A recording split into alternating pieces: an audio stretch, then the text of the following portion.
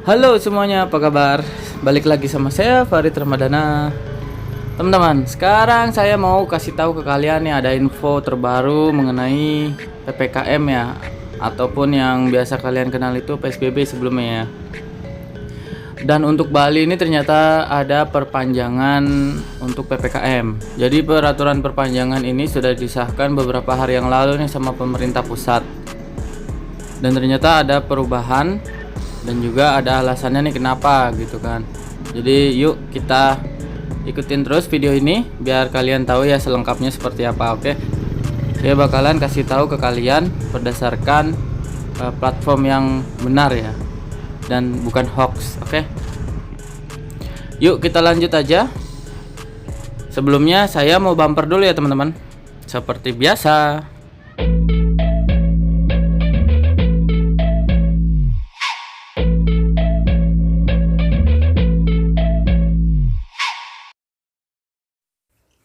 Oke, saya mau kasih tahu ke kalian. Ini ada info baru perpanjangan PPKM ataupun PSBB ya. Untuk Bali dan Jawa. Tapi saya bakalan fokus ke Bali, oke? Nah, ini beritanya ya. Jadi perpanjangannya itu dimulai dari tanggal 26 Januari sampai tanggal 8 Februari 2021. Jadi selama 2 minggu ya, teman-teman. Di PPKM yang pertama itu kan dari tanggal 11 sampai tanggal 25 Januari yang sebentar lagi mau habis nih ya. Dan sekarang itu akan diperpanjang dari tanggal 26 Januari sampai tanggal 8 Februari nih. Akan tetapi ini ya, surat edaran resminya itu belum keluar. Cuma baru dari pemerintah pusat aja yang sumbernya itu disiarkan dari YouTube Sekretariat Presiden ya. Nih buktinya dari artikel ini perpanjangan kebijakan diputuskan oleh Presiden Joko Widodo dalam rapat kabinet dan diumumkan Menteri Koordinator Bidang Perekonomian dan juga Ketua Komite Penanganan COVID-19 dan Pemulihan Ekonomi Nasional KPC PEN. Dan kemungkinan surat resminya itu, surat edarannya ya bakalan keluar itu di tanggal 24-nya nih. Kalau sudah keluar, saya bakalan kasih tahu ke kalian juga ya. Saya bakalan upload secepatnya, oke? Apakah di situ ada perubahan atau perbedaan apapun itu. Di sini juga tertera kebijakan PPKM di Bali berpotensi untuk diperpanjang dan diterapkan di semua daerah ya teman-teman. Yang kalian tahu kan, untuk sekarang ini dilaksanakan di Kota Denpasar, Kabupaten Badung, Gianyar, Kelungkung dan Tabanan aja. Dan nanti ketika di tanggal 26 sampai tanggal 8-nya itu bakal diperluas di seluruh Bali. Seperti itu rencananya. Dan apabila terhitung mulai dari hari ini sampai 1 minggu ke depan tidak mampu menekan pertumbuhan COVID di Bali, PPKM waktunya diperpanjang sampai batas tidak ditentukan dan akan dilaksanakan di semua daerah Bali. Nah, ini masalahnya, ini ada kemungkinan juga bakalan ada perpanjangan setelah tanggal 8 Februari ya, sampai batasan belum ditentukan ya teman-teman, karena ya ini lonjakan COVID-19 di Bali ini tidak turun, seperti itu sih kata pemerintah. Nah, katanya kan ada perbedaan nih teman-teman dari PPKM yang sekarang ke PPKM yang jilid 2 nih, yang dari tanggal 26 sampai tanggal 8 itu. Ini salah satunya nih. Perbedaan peraturan yang akan diterapkan pada masa perpanjangan PPKM yaitu waktu operasional pusat perbelanjaan, mal dan restoran diperpanjang 1 jam. Jadi kalau menurut saya di peraturan PPKM yang sebelumnya itu tutup sampai 19.00 waktu Indonesia Barat alias jam 7 malam waktu Indonesia Barat. Nah, kalau diperpanjang 1 jam itu jadi jam 8 waktu Indonesia Barat. Nah, kalau di Bali itu kemungkinan kalau tutupnya di sini kan berarti jam 8 waktu Indonesia Tengah plus 1. Nah, kalau ditambah lagi dengan kebijakan ini diperpanjang 1 jam menjadi jam 9 malam waktu Indonesia Tengah ya, seperti itu ya. Tapi kita balik lagi akan menunggu kebijakan dari Gubernur Bali ya seperti apa. Nah, teman-teman, kenapa ini dilonggarkan ya jam tutupnya itu? Karena ada beberapa daerah yang agak flat, maka ini diubah menjadi sampai dengan pukul 8 malam gitu. Ini kata Pak Airlangga ya. Jadi beberapa tempat yaitu tidak ada perkembangan COVID, makanya dilonggarkan. Mungkin habis dilonggarkan naik lagi, karena peraturannya itu tidak strict ya. Sekalian gitu, ini nanggung-nanggung menyiksa rakyat loh sebenarnya ini. Menurut saya pribadi itu ya.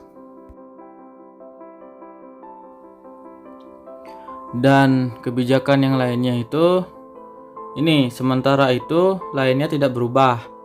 Perusahaan wajib menerapkan kerja dari rumah atau biasa yang disebut work from home terhadap 75% karyawan. Dan kegiatan belajar mengajar tetap dilakukan secara daring.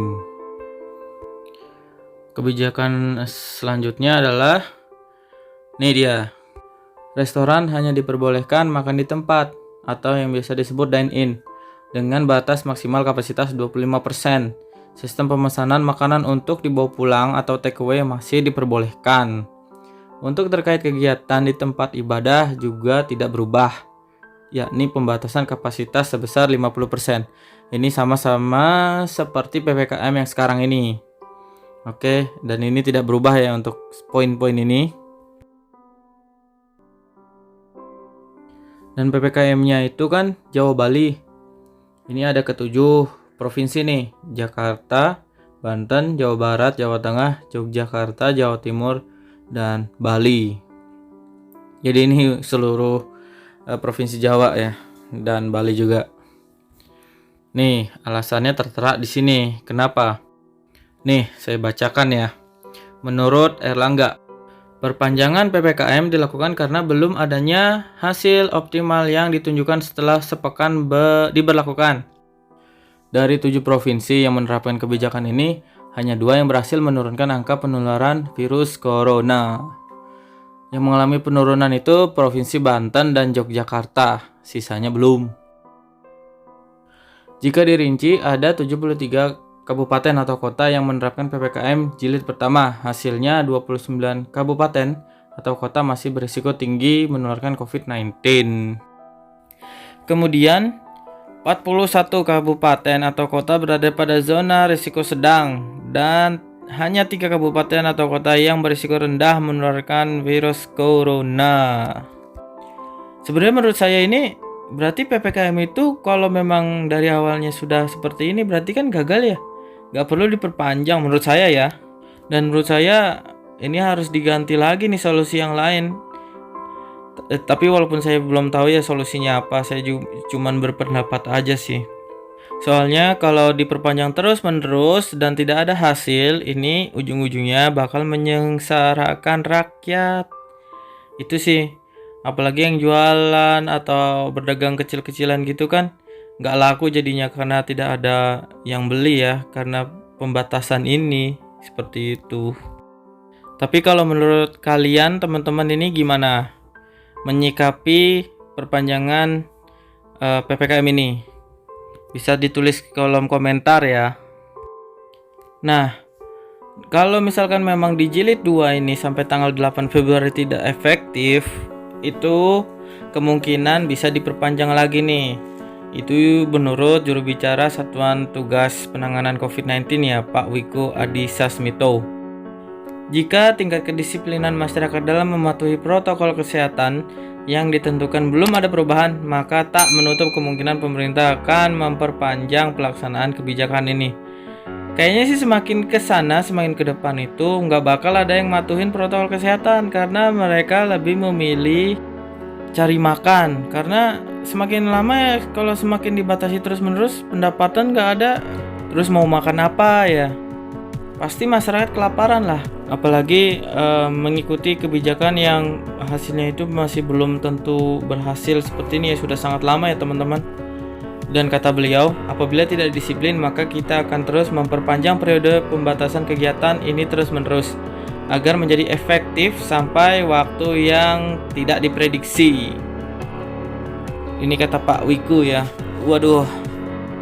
Gimana nih pendapat kalian nih kalau misalkan diperpanjang terus dan hasilnya itu tidak ada? Kasihan ya masyarakat.